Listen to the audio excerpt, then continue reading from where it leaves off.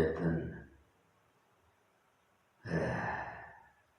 성별 목사님 생각이 나서 여러분에게 말씀부터 드리겠습니다. 구약의 김희보 박사라고, 김희보 목사님, 박사인데 원로 목사인데 굉장히 구약에는 일가견이 있으신 분입니다. 굉장히 제가 그래서 연수를 받았어요. 또 한 분은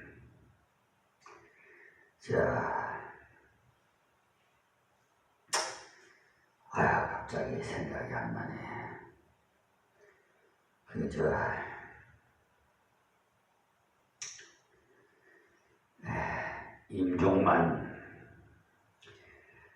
임종만 목사라고,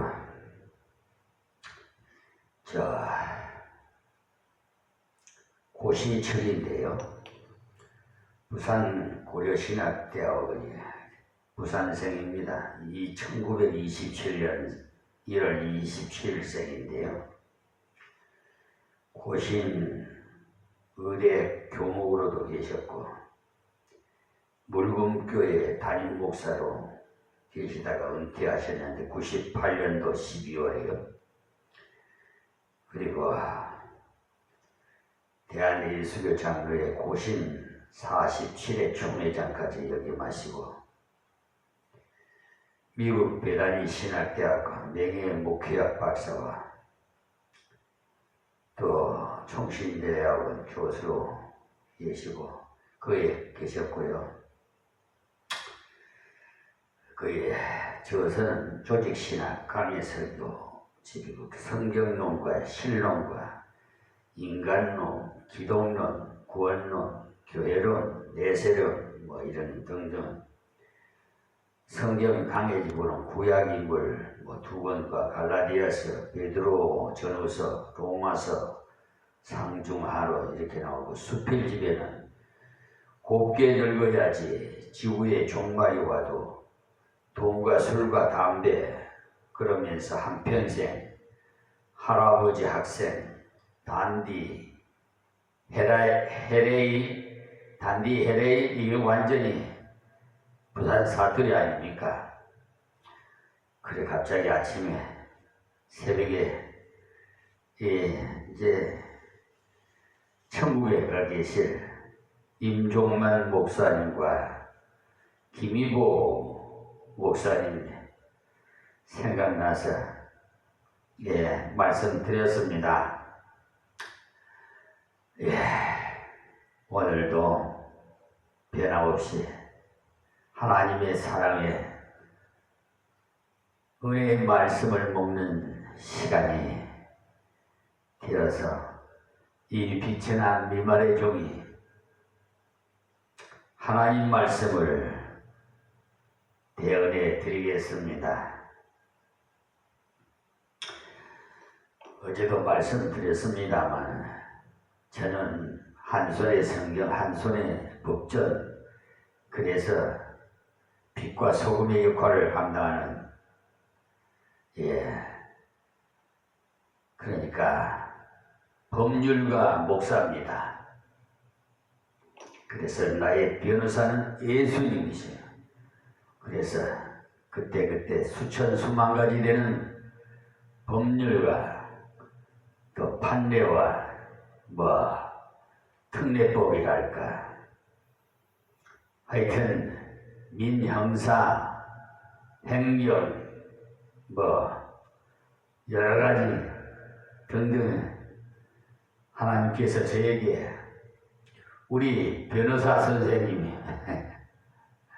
예수님 선생님께서 다 팩트를 그때 해주셔서 저는 머리가 그렇게 많은 수천 수만 가지 되는 법률을 다 이렇게 입력할 수가 없어요. 컴퓨터도 기가에 따라서 입력을 해야지 그 기가가 넘으면 컴퓨터가 움직이지 않아요. 작동이 안 돼요. 그래서 하나님께서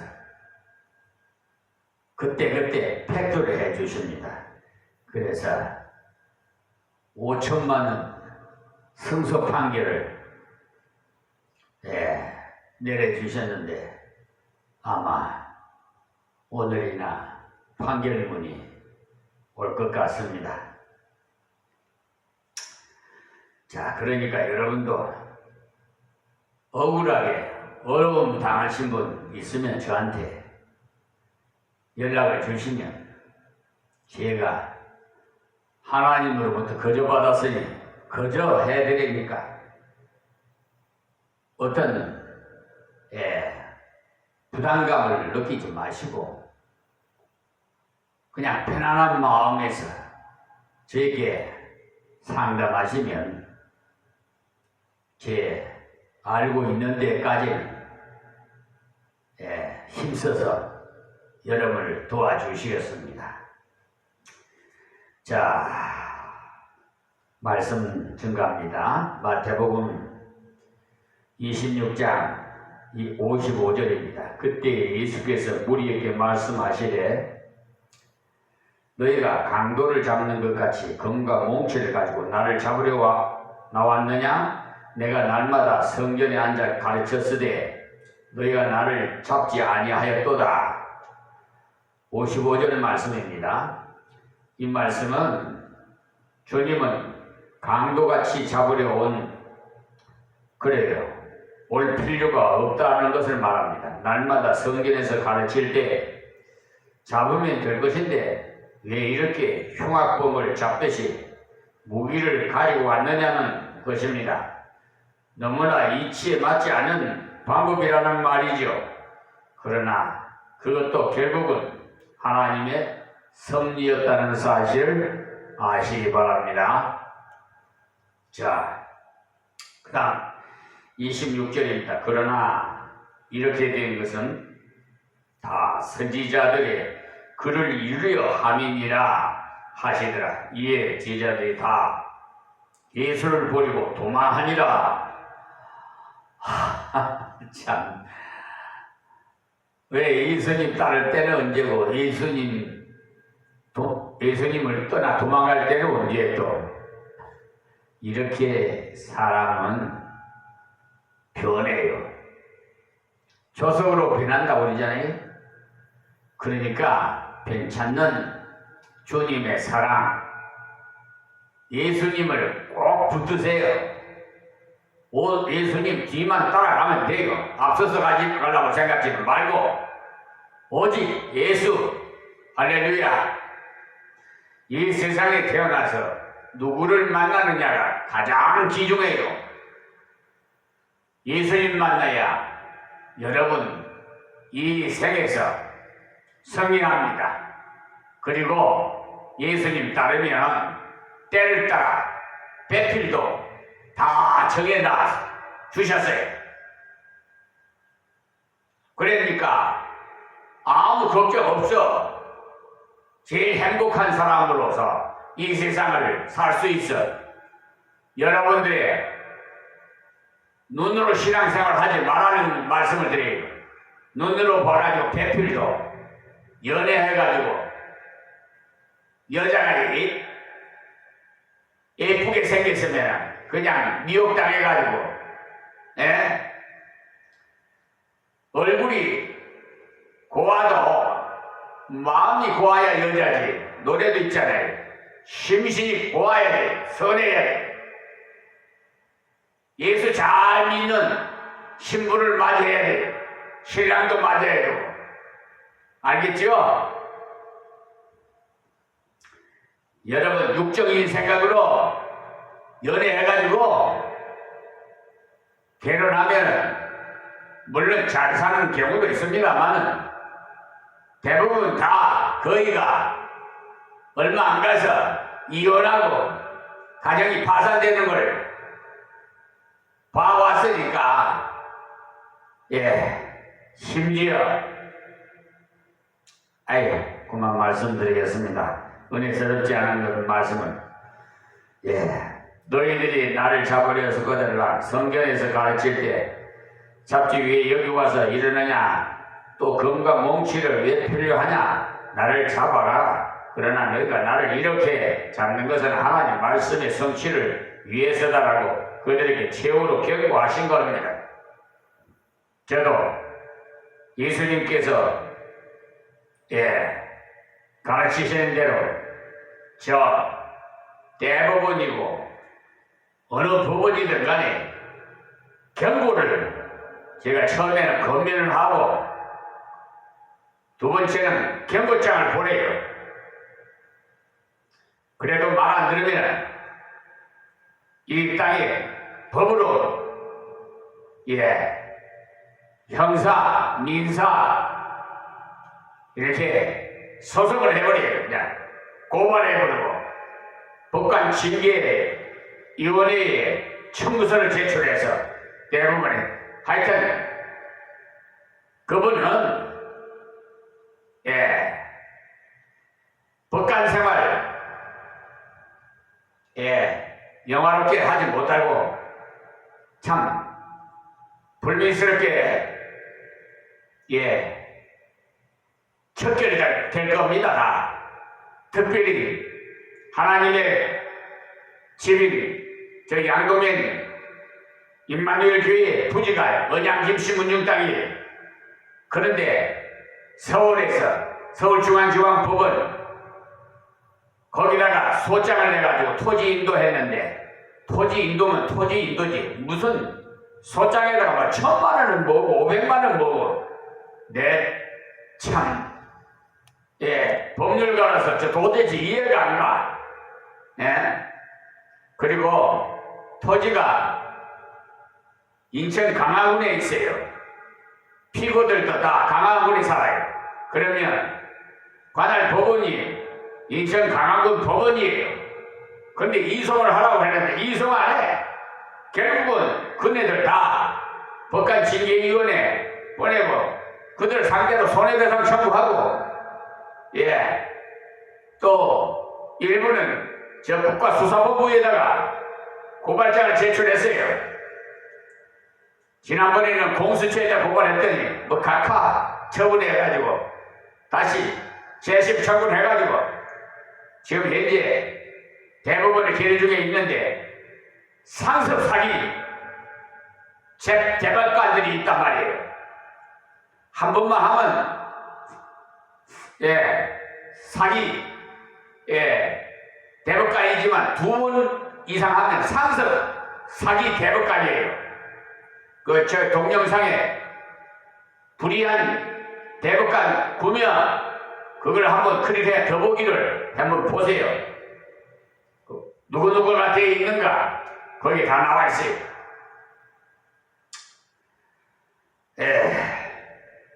그러니까 좋게 말할 때 고민할 때 순수히 지켜야지. 잘못하면 자기 세상 불미스럽게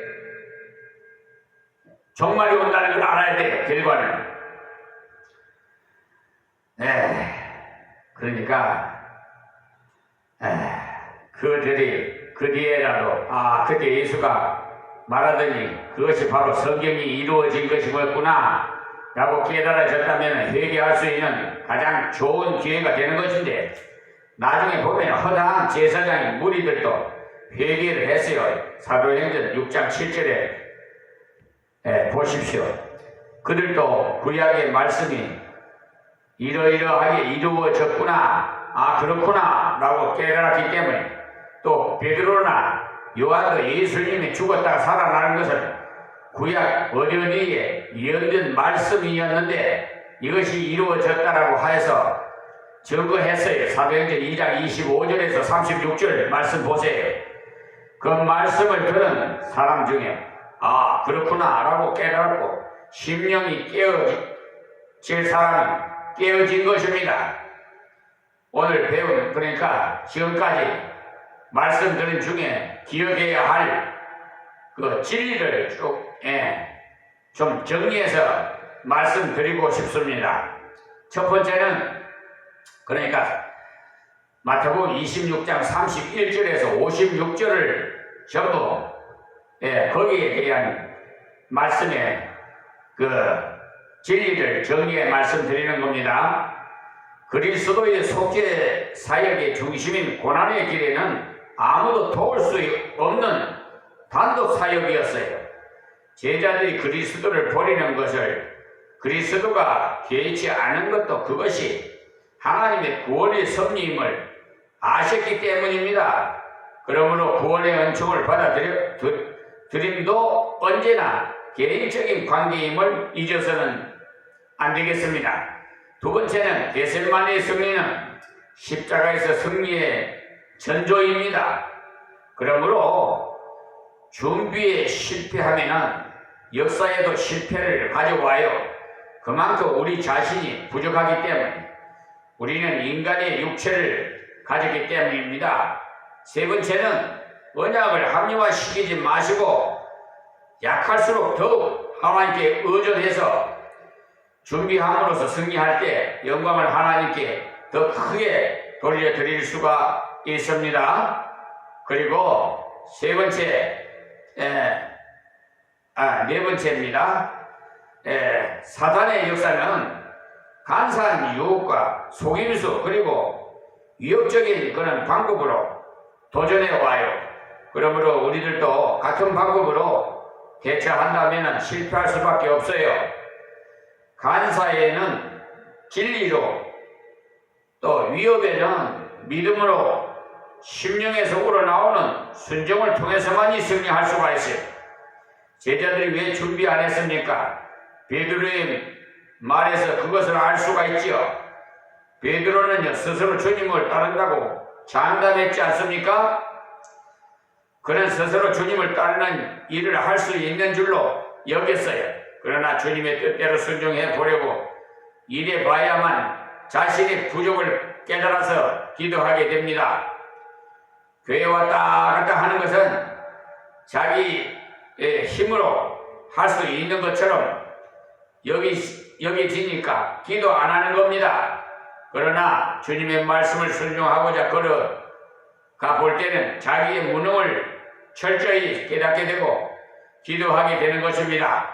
그러므로 언제나 우리는 준비에 승리해서 역사에도 승리자가 되시기를 바랍니다. 그러면은 이제 마태복음 26장 57절에서 27장 26절에 있는 성경 요점을 말씀드리겠습니다.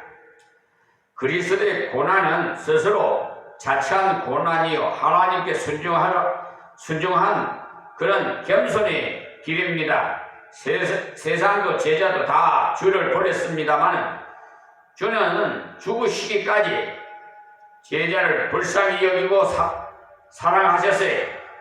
십자가는 죄와 불법에서 우리를 건지시기 위한 대속의 제물로서 희생하시기를 스스로 택하신 것이 길입니다. 그리스도의 고난은 내가 마땅히 받아야 할 심판이 정죄고 형벌을 일일이 대신 지신 거예요. 그러므로 그 은혜를 마음에 새기고 주의 뜻을 따라서 주의 자치를 따라야 함이 마땅합니다. 그래서 좀 구분해서 말씀드리면 57절에서 68절까지는 가야바에게 모욕과 그 정죄를 받는데요.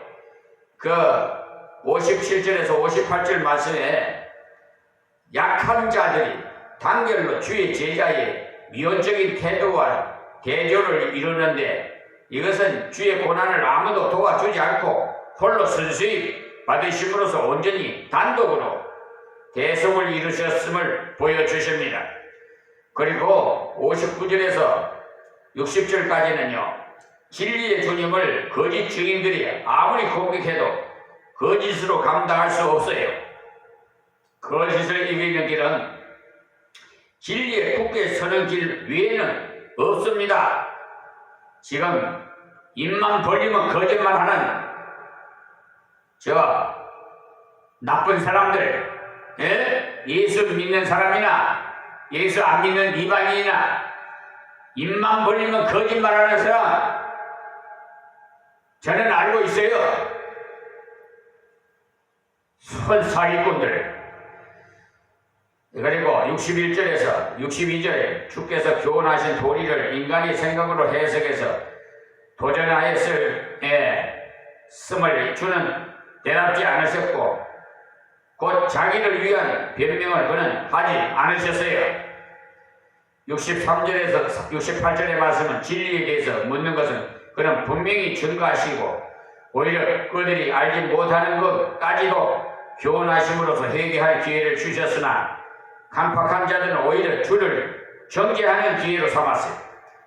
그리고 69절에서 27장 10절에 있는 말씀은요, 베드로서의 실패 후에 회개함과 가룟 유다의 후회의 그 결과를 말씀하는 건데, 베드로의 자만과 준비치 않음을 결국 인간적으로 볼 때는 가장 비천한 자 앞에서도 주를 부인한 어리석고 무능한 인간임을 자신이 깨달을 수 있게 하셨어요. 68절에서 72절 말씀이에요.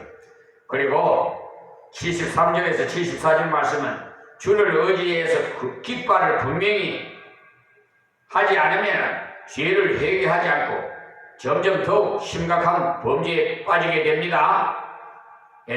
조그마한 죄가 우리 피부에도 조그마한 무슨 부스럼이 나면은 빨리 오래내버려야지 그걸 그냥 낫겠지 하고 놔뒀다가는 나중 생명까지도 앗아가요. 조그만했을 때 빨리 잘라버려야 돼요. 회개해야 된다 이 말이에요. 또 75절과 누가복음 22장 31절에서 32절 또 61절에서 62절 이 말씀을 좀 참고하십시오. 베드로의 그 회개도 자기의 노력이나 의지가 아니라 주의 주신 말씀을 기억해서 자신을 받아 주실 궁의의 말씀을 기억해서 말씀으로 돌아갔기 때문에 감당할 수가 있었습니다. 그러니까 75절과 누가복음 22장 31절에서 32절 또 61절에서 62절 말씀을 참고하시면 되겠습니다. 그리고 27장 1절에서 2절 말씀은 하나님을 위해서 산다는 자들이 세상의 세력을 이용함을 믿음을 포기한 극도의 타락함을 보여주시고 그 타락된 자들을 어떠한 범죄라도 지을 수 있음을 보여주시고 있습니다. 그 주신 말씀이에요. 그리고 또 3절에서 5절까지는 그러니까 27장이요. 가룟 유다는 무지한 자를 죽게 한 것을 자기가 뉘우치고 인간적 방법으로 해결하려고 노력했으나 감당치 못하니까 자기가 자기를 정죄하고 스스로 처형하는 자기 포기의 길로 갔지요. 목매달아 자살했죠. 자, 그 다음에 6절에 있는 말씀은요, 하나님 말씀에 대한 적용을 자기들이 예수를 죽인 일에는 적용하지 않고 예수를 팔았던 돈에 대한 것만 취급하는 것은 외식의 소산입니다. 신명기 23장 18절도 참고하십시오. 그리고 악한 돈으로 선한 사업을 한다고 했으나 그런 것은 가증한 행위라는 이미 말씀에 예언된 것을 이루는 것뿐입니다. 7절에서 10절 말씀이에요. 자, 그리고 11절에서 그러니까 27장 마태복음 27장 11절에서 26절의 말씀은 옳은 줄 알면서도 세상 염려 때문에 주를 내준 빌라도의 그 행위에 대해서 말씀이에요. 그러니까 진리에 대해서는 증거하였으나 인간적인 고소에 대해서는 전혀 대답지 않으시고 모든 것을 하나님의 뜻에 맡기신 그리스도를 말씀함이 기록되어 있어요. 그리고 15절에서 18절 말씀은 빌라도는 주님의 무죄를 알았으면서도 석방하는 것이 정당한 것이나 사람을 두려워하니까 사람의 양심에 호소해서 놓아주려 했으나 실패하게 됐죠. 다음 19절에서 21절 말씀은 죄를 범죄치 않도록 깨달을 수 있는 기회는 빌라도에게 여러 번 있어도 인간의 눈치를 살피니까 진리대로 걸어갈 수가 없었어요. 여러분 눈치 보지 마세요. 됐는지를 하지 말고 주님만 바라봐요. 자, 22절부터 26절 말씀은요, 순전히 인간적인 자기 지위를 지키려고 십자가의 그리스도를 못 박게 허락함으로써 오는 세대의 사람들에게 실패한 인간의 대표적인 인물이 되므로 우리에게 계기가 되게 이렇게 가르쳐 주시는 거예요. 성경에 기록해 놨다는 것은요. 그리고 여기서 말씀드린 중에 나타난 진리는 악의 그 세력의 연합을 보고도 두려워하지 말고 끝까지 진리로 걸어가야 하나님의 뜻에 맞는 승리를 얻습니다. 그리고 두 번째는 준비 없는 자는 실패할 수밖에 없어요. 자기를 의지하면 반드시 배반할 수밖에 없고, 그러나 실패했을 때 다시 주와 그의 말씀을 바라봐야 일어나서 다시 승리할 수가 있어요. 세 번째는 다른 유다의 그 실패는 자기 문제를 스스로 해결하는 인간의 결국임을 그러니까 보여주는 본보기입니다. 그런 자의 결국은 자기 파멸이 있음을 뿐이에요. 진리를 알면서 순전치 않으면 돌이킬 수 없는 실패에 이른다는 사실을 명심하십시오. 그럼 마태복음 26장 57절에서 27장 10절에 있는 말씀이 서론을 드리겠습니다. 예수님의 고난에 대한 기록 분량이 많고 중요하기 때문에 성경에 기록되어 있는 대로 공부하고 지나가는 것이 좋겠다 싶어서 교환을 몇 번 나누어 정리했기 때문에 그대로 그리스도의 고난에 대해서 말씀드리겠습니다. 하나님께 순종한 겸손의 길이었어요. 힘이 없어서 어쩔 수 없어 잡히신 것이 아니고 예수님께서 많은 이적과 표적을 행하셨기 때문에 앞으로 받으실 그런 고난에 대한 말씀 하셨을 때 제자들은 믿어지지 않았지요. 먼저 그러니까 알았음으로써 준비가 없었기 때문에 고난이 닥쳐왔을 때 다 도망하게 되었을 뿐만 아니라 부활의 주님도 먼저 맞이할 수가 없었어요. 주님의 말씀을 의지하지 않고 자기들의 이성으로 판단해 보니까 권능이 크신 주님이 잡혀 죽을 것 같지 않아서 준비를 전혀 하지 않았어요. 크신 주님이 잡혀 죽을 것 같지 않아서 자기 머리로 이해되어야만 맞다고 생각하려고 한다면 성경은 제대로 이해할 수가 없어요. 왜냐하면 성경에는 인간의 머리로 이해할 수 없는 지각에 뛰어난 말씀이 되기 때문에 그래요. 그래서 제자들이 예수님의 고난의 십자가를 부활로 이해하지 못했던 겁니다. 예수님의 고난은 스스로 자처한 고난이, 왜냐하면 하나님께서 예수님을 땅 위에 보내실 때 고난을 통해서 대속으로 인생을 구원하시기로 작정되어 있었기 때문에 그 말씀을 이루시기 위한 순종을 기꺼이 하신 겁니다. 순종은 바로 겸손에서 나오는 이 때문에 그 사람이 겸손한가를 보려면 순종하는 것을 보면 즉각 알 수가 있어요. 겉으로는 얌전한 채 보려면 그렇게 순종이 없다면 겸손한 것이 아닙니다. 오히려 겸손을 가장한 교만이에요. 그리스도의 고난을 인간적인 관점으로 제대로 올바르게 이해할 수가 없어요. 세상도 제자들도 다 주님을 버렸어요. 그러나 주님께서는 죽기까지 제자들을 사랑하시고 돌아와 보셨어요. 그리고 자기를 잡으려는 그 사람들에게 대해서도 정죄로 일관하지 않으시고 오히려 권고했다는 사실을 고난의 기록을 통해 알 수 있어요. 주님이 당하신 고난은요, 내가 마땅히 받아야 할 심판, 정죄, 형벌을 일일이 대신 감당하신 겁니다. 십자가에 죽으시는 그것만 기록하신 것이 아니라 십자가에 있기 전에 심판이 있었고 정죄를 당했어요. 그리고 형벌을 집행했습니다. 모든 죄는 다 그래요. 반드시 심판이 있고 정죄가 있고 형벌이 뒤따라 있어요. 지금 하나님이 보내신 메시아이신 그리스도를 안 믿는 저들에게는 왠지 모르게 평안이 없습니다. 그 이유는 정죄 상태에 머물러 있기 때문에 그래. 그러나 우리 모든 성도는 주님이 우리를 대신해서 심판도 받으셨고 정죄도 받으셨고 형벌도 받으셨으므로 완전한 구원 속에 있는 겁니다. 그러므로 그 은혜를 마음에 새기고 주의 뜻을 따라 주의 자체를 따라가야 마땅합니다. 그러기 위해서 주님이 이루어주신 속죄의 은혜를 마음 백성에게 증거해야 돼요. 증거할 때는 듣는 사람들이 믿든지 안 믿든지 정죄와 심판과 형벌을 다 증거해 줘야 돼요. 왜 예수를 믿어야 하는지 그 이유를 가르쳐 줘야지요. 무조건 하나님은 사랑이 하십니다. 그런 식으로 하면 안 돼요. 주님이 당하신 그 모든 것을 상고해 볼수록 주님의 사랑을 더욱 확고하게 깨닫게 된다는 사실입니다.